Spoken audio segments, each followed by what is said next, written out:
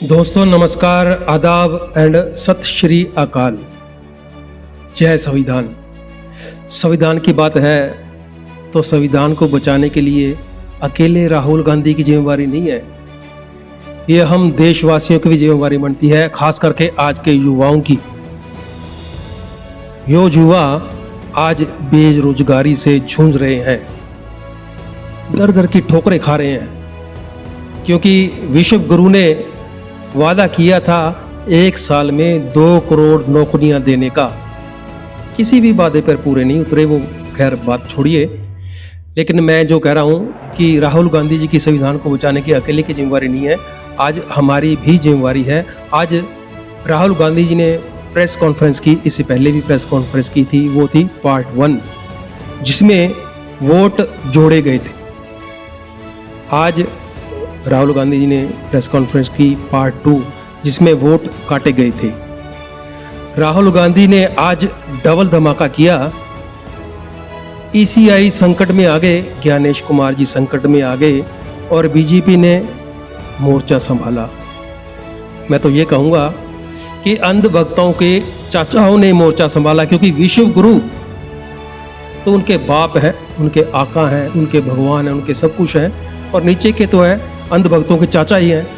आज अंधभक्तों के चाचाओं ने राहुल गांधी की कॉन्फ्रेंस देखकर जो मोर्चा संभाला, उन्होंने क्या कहा पहले ये देखिए, उसके बाद आगे की बात करेंगे। कानून समझते हैं न सुप्रीम कोर्ट के आदेश को समझते हैं, खाली संविधान किए रहते हैं। उनके पास कुछ भी नहीं है, हाइड्रोजन बम तो छोड़िए, फुलझड़ी के लिए भी कोई चीज नहीं है। एक तरफ जो है वो हाइड्रोजन बम का गोला और दूसरी तरफ जो है वो हवाबाजी का झोला लेकर के घूम रहे हैं। ये लोग चुनाव हार जाते हैं, हार का दोष खुद नहीं लेते बल्कि चुनाव आयोग को टारगेट कर रहे हैं। दोस्तों आपने सुना अंधभक्तों के चाचाओं को क्या कह रहे थे, हाइड्रोजन बम की बात कर रहे थे। ये तो फुलझड़ी से भी मिस। मैं चाचाओं को कहना चाहूँगा कि फुलझड़ी से ही इतनी जलन, इतनी मिर्ची कौन सी जगह लगी आपके, ये मेरे श्रोता कमेंट करके बताएंगे। फुलझड़ी से इतनी मिर्ची और इतनी जलन हो रही है, और जब हाइड्रोजन बम आएगा तो चड्डी उतार कर भागेंगे आप, जैसे आपके वो तोतला प्रवक्ता डिबेट में बैठे थे पैजामा उतार के। आपको पैजामा उतारने की भी फुर्सत नहीं मिलेगी, चड्डी भी नहीं मिलेगी आपको, भागेंगे आप। क्योंकि आज का युवा जाग उठा है, आज का युवा समझने लगा है, और अंधभक्त जिनको आप कन्वेंस करने की कोशिश कर रहे हैं, अंधभक्तों को समझाने की कोशिश कर रहे हैं, अंधभक्त भी अब समझने लगे हैं, आपकी खैर नहीं। अब सड़कों पर उतरेंगे युवा, समय आ गया है, आज का युवा सब कुछ समझने लगा है। अब सड़कों पे उतरेंगे युवा। राहुल गांधी के आरोपों से हिल गई है सियासत, वोट डकैती से मचा हड़कंप, कॉल सेंटर बनाकर सॉफ्टवेयर से चोरी करते थे, ये राहुल गांधी जी ने खुलासा किया है। और इसी बीच सुप्रीम कोर्ट के वकील ने कहा है कि गोदी मीडिया का नार्को टेस्ट करवाया जाए, सब सामने आ जाएगा। और मैं एक चैलेंज करता हूं गोदी मीडिया से, सभी एंकरों से, और एक पापा की बेटियां, 2 ज़्यादा मशहूर हैं आज, पापा की बेटियां और अन्य सभी गोदी मीडिया के एंकरों से, क्या तुम में दम है कि जाकर चुनाव आयोग के ऑफिस आप पूछें चुनाव आयोग से, जो राहुल गांधी ने आरोप लगाए हैं वो सच है क्या झूठ है। अगर गोदी मीडिया के एंकरों ने अपनी माँ का दूध पिया है तो कल जाएंगे चुनाव आयोग के ऑफिस में और पूछेंगे, ये सवाल करेंगे कि राहुल गांधी के आरोप सच है या झूठ है। आइए दोस्तों देखते हैं राहुल गांधी ने क्या खुलासा किया है। ये एच बॉम्ब तो नहीं है, एच बॉम्ब आ रहा है, हाइड्रोजन बॉम्ब आ रहा है। ये एक और उदाहरण है वोट चोरी का। पिछली बार मैंने आपको एडिशंस के बारे में बताया था, ये हम आपको डिलीशंस के बारे में दिखा रहे हैं। और सबूत के साथ हम आपको दिखाएंगे कि ये जो डिलीशंस हुए हैं ये सेंट्रलाइज तरीके से कॉल सेंटर के प्रयोग करके, सॉफ्टवेयर के प्रयोग करके किए गए हैं।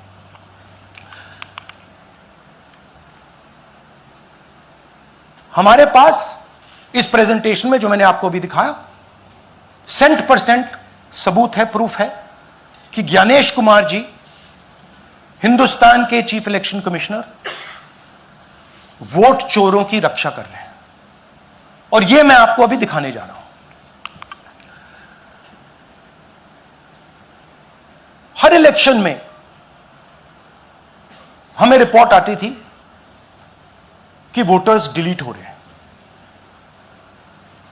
कांग्रेस वोटर्स डिलीट हो रहे हैं, ऑपोजिशन के वोटर्स डिलीट हो रहे हैं, दलित वोटर्स डिलीट हो रहे हैं, आदिवासी हो रहे हैं, माइनॉरिटी वोटर्स डिलीट हो रहे हैं, ओबीसी वोटर्स डिलीट हो रहे हैं। मगर जब डिलीट होते हैं ऑपोजिशन के ही होते हैं।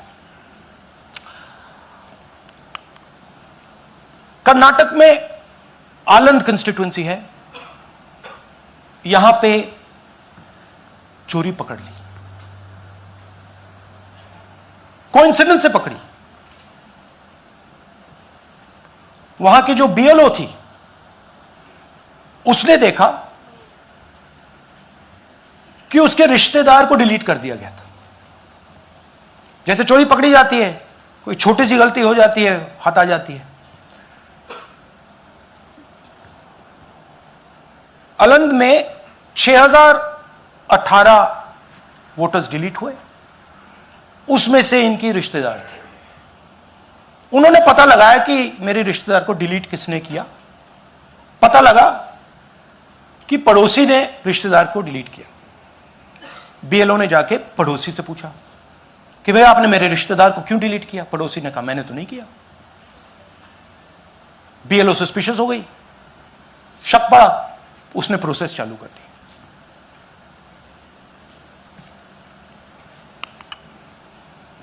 पता क्या लगा कि कोई ना कोई, किसी ने अलंद में वोटर डिलीशन सिस्टमैटिकली ऑर्गेनाइज तरीके से, सेंट्रलाइज तरीके से किया। हमें यह नहीं मालूम कि आनंद में कितने वोटर डिलीट हुए, क्योंकि इससे बहुत ज्यादा हो सकते हैं। 6000, तकरीबन 6000 पकड़े गए, उस पर इन्वेस्टिगेशन हो गया। क्या पता लगा कि फाइलिंग ऑटोमेटिकली ऑनलाइन हो रही है। मोबाइल नंबर्स कर्नाटक के नहीं यूज हो रहे, मोबाइल नंबर्स दूसरी स्टेट्स के यूज हो रहे हैं। इनफैक्ट कर्नाटक के नंबर थे ही नहीं उसमें। मतलब आप दिल्ली में बैठे डिलीट कर रहे हो, आपका नंबर तमिलनाडु का है। आप गुड़गांव में डिलीट कर रहे हो, आपका नंबर झारखंड का है। और जब हम चेक कर रहे हैं कि भैया आपका नंबर है, तो आपका नंबर है ही नहीं, किसी और का नंबर है। और टारगेट करके कांग्रेस वोटर्स को डिलीट किया गया। ये गोदाबाई जी हैं, इनके नाम पर 12 वोटर्स डिलीट किए गए। इनको मालूम ही नहीं, इनको पता ही नहीं कि इन्होंने 12 वोटर्स डिलीट किए। दिखाइए जरा। ಇಲೆಕ್ಷನ್ ಟೈಮ್ ಈಗ ये इनका वीडियो है। ನಾ ಅರ್ಜಿ ಹಾಕಿಲ್ಲ, ನನಗೆ ಅದಕ್ಕೆ ಸಂಬಂಧ ಇಲ್ಲ। ಅದು ಯಾರು ಹೊಟ್ಟಿ ಕಿಚ್ಚಿಗೆ ಯಾರು ಏನ ಹಾಕ್ಯಾರ ಅನ್ನೋದು ನನಗೆ ಗೊತ್ತಾಗಿಲ್ಲ। तो इनको आइडिया नहीं है कि इन्होंने वोटर्स डिलीट कर दिए।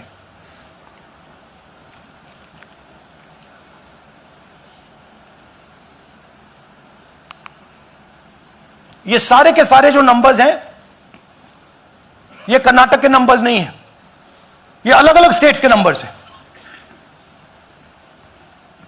और इन नंबर्स को आप फोन करके देखिए, रिप्लाई नहीं आता है।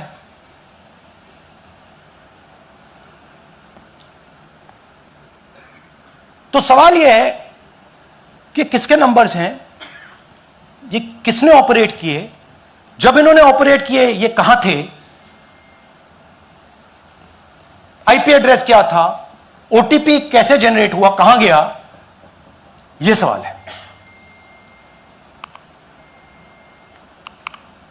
यह दूसरा उदाहरण, सूर्यकांत जी जो अभी स्टेज पे आए थे, इन्होंने 12 वोटर्स को 14 मिनट में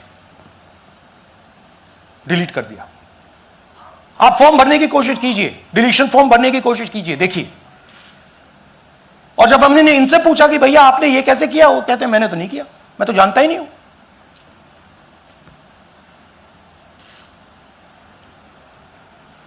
बबीता चौधरी जी का इन्होंने एक नाम डिलीट किया, यहां खड़ी है बबीता जी, यहां है, सूर्यकांत जी यहां है, आ जाइए जरा स्टेज पे, एक सेकंड आ जाइए, ये दोनों खड़े हैं यहां पे, सूर्यकांत जी, बबीता जी।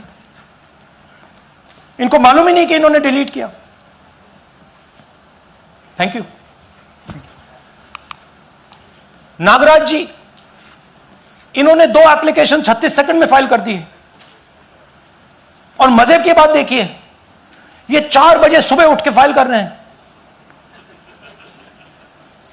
पता नहीं क्या हुआ, 4 बजे सुबह कहा कि भैया मैं 2 वोटर को डिलीट करूंगा, और कितने 36 सेकंड में डिलीट कर दिए, फिर सो गए।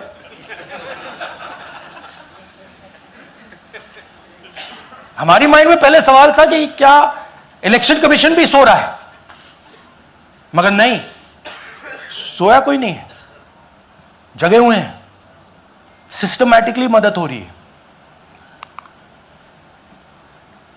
यह देखिए दूसरी बात, जो भी डिलीट कर रहा है वोटर लिस्ट में उसका सीरियल नंबर 1 है। मतलब जो भी वोटर लिस्ट में पहले नंबर पे आता है वही डिलीट कर रहा है। 5वें नंबर वाला, 7वें नंबर वाला, 10वें वाला कोई नहीं कर रहा। तो हो क्या रहा है, सॉफ्टवेयर से यह काम किया जा रहा है। सॉफ्टवेयर प्रोग्राम कह रहा है पहला नाम निकालो और इसका प्रयोग करके डिलीट करो। टारगेटेड डिलीशंस हो रहे हैं। कांग्रेस पार्टी पर आनंद में अटैक किया। टॉप 10 बूथ्स जहां सबसे ज्यादा कांग्रेस की स्ट्रेंथ थी वहां टारगेट किया। और 2018 में पिछले इलेक्शन में 10 में से 8 बूथ कांग्रेस पार्टी जीती थी, और इन 8 में से इन्होंने 6000 लोग उड़ाने की कोशिश की। ये कोइंसिडेंस नहीं था, ये प्लान था, और ये सेंट्रलाइज तरीके से किया जा रहा है। अब मैंने बहुत बड़ी बात बोली, चीफ इलेक्शन कमीशन के बारे में मैंने बोला कि यह व्यक्ति वोट चोरों की रक्षा कर रहा है। जो भी मैं यहां बोल रहा हूं 100% प्रूफ के साथ, सबूत के साथ बोल रहा हूं। और मैं अभी आपको दिखाना चाहता हूं कि मैं ये शब्द क्यों बोल रहा हूं और किस बेसिस पे बोल रहा हूं। आपको अपनी आंखों से यह दिखेगा।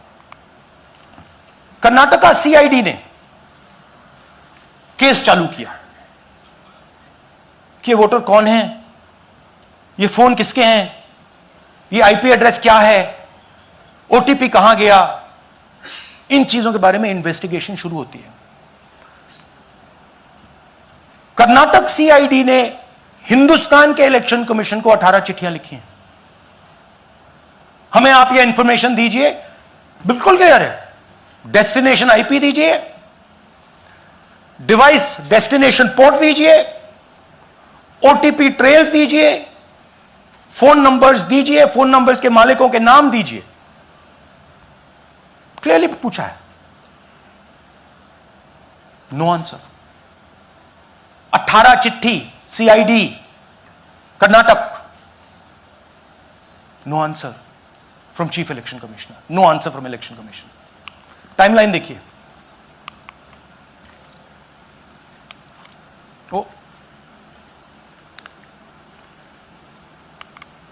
ओके, फरवरी 23 में इन्वेस्टिगेशन शुरू होती है। मार्च 23 में कर्नाटका सीआईडी चिट्ठी लिखती है ईसीआई को कि हमें सारे डिटेल्स दे दीजिए। अगस्त में इनकंप्लीट डिटेल्स दी जाती हैं, जिससे कोई इन्वेस्टिगेशन आगे नहीं बढ़ेगा। जिन चीजों की जरूरत थी वो नहीं दी, जिस जिसकी जरूरत नहीं थी वो सारी दे दी। पहला सबूत। दूसरा सबूत, 18 बार रिमाइंडर लेटर गए हैं। आपको अगर सीआईडी एक बार लेटर भेज दे और आप नहीं गए, आप जानते हो क्या होगा। यहां पे इलेक्शन कमीशन को 18 बार लेटर गए हैं, कुछ नहीं हुआ है। बाद में क्या होता है, कर्नाटक ईसी इलेक्शन कमीशन को लिखता है, कहता है भैया हमें दे दीजिए, आपको इंफॉर्मेशन देना पड़ेगा। No reply. मार्च 25 में, आखिरी लेटर सितंबर में गया है, कुछ ही दिन पहले। No reply from EC. यह है सबूत कि ज्ञानेश कुमार जी वोट चोरों की रक्षा कर रहे हैं, और यह ब्लैक एंड व्हाइट सबूत है, इसमें कोई कंफ्यूजन नहीं है कहीं।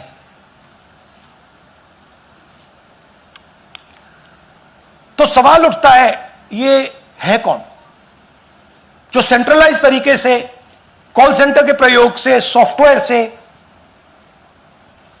अलग अलग प्रदेशों में वोट डिलीट कर रहे हैं, ऐड कर रहे हैं। इलेक्शन कमीशन जानता है, ज्ञानेश कुमार जी जानते हैं। अच्छा, ये सिर्फ आनंद में नहीं हुआ, ये अलग अलग कंस्टिट्यूएंसीज में हुआ है। आनंद में लीगल प्रोसेस चालू हो गई, पकड़ लिया। यहां महाराष्ट्र में उसी मोडस ऑपरेंडी से, उसी सिस्टम से यहां पे वोट ऐड हुए हैं। आनंद में डिलीट, रजौरा में एडिशन। 6850।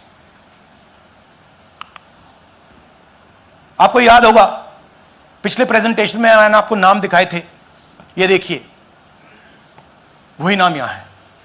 वही सिस्टम महाराष्ट्र में चल रहा है जो कर्नाटक में चल रहा था। नाम वैसे ही है, JW JW JW, पता वैसा है, JW JW, नाम यू ऐसे किसी ने टाइप करके लगा दिया। तो जो ये काम कर रहा है, ये उत्तर प्रदेश में, हरियाणा में, बिहार में, कर्नाटक में, महाराष्ट्र में वही कर रहा है।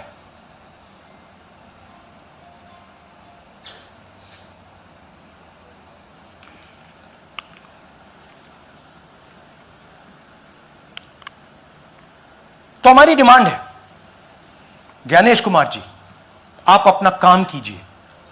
आपने ओथ लिया है, आप हिंदुस्तान के चीफ इलेक्शन कमिश्नर हैं।